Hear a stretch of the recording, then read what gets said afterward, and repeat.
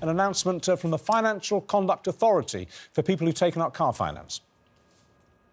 Yeah, so earlier in January this year, the regulator announced that anyone who had had a discretionary commission arrangement on their car finance, which is where dealers could increase the interest on your car finance dealer in order to get more commission, it was investigating and it was urging people to put in complaints as they may be able to get that money back, which could be large. Now, then 2 weeks ago, we had one of those moments where people who look at a subject just go, what? And that was because the Court of Appeal ruled on car finance commission. I just need to read you the statement. Consumers need to know all material facts, including the amount of commission. And that means it was no longer just about discretionary commission arrangements, which was 40%. We've had an announcement from the regulator today saying it is extending the hold on complaints, which means things are going to take longer because it's waiting a Supreme Court of announcement.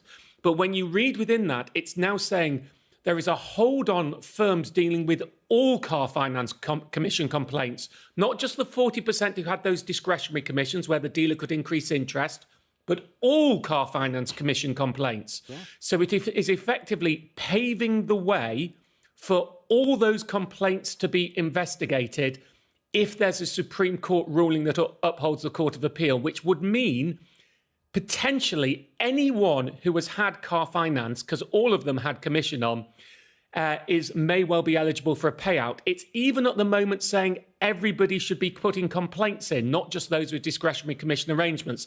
So this over doubles the number of eligible people. To put this in perspective, my tool and money saving expert alone for complaining has already had 2.5 million complaints put through. It was already predicted that this could be a payout of 8 to 12 billion pounds.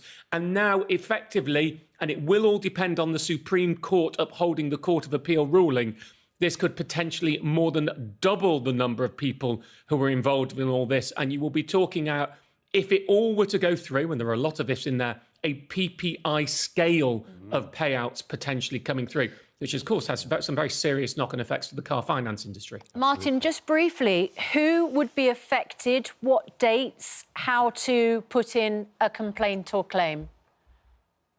Well, if you had one of those discretionary commission arrangements, which you won't know, the only way to find out is by complaining to see if you had one of those, then you should be putting in a complaint now. Other people, I need to be honest, this broke minutes ago. I'm going to be rewriting my tool to allow other people to complain and put in a provisional complaint so you don't go through a time bar. But what it's looking like, cursory, it's only just happened, is anyone who's had car finance. But I need to see the dates that are being specific. Wow. More of this is going to come out, but it's just everybody involved. Keep your eye on this. Listen to what's going on. This is big. Good stuff. Thank you, Martin.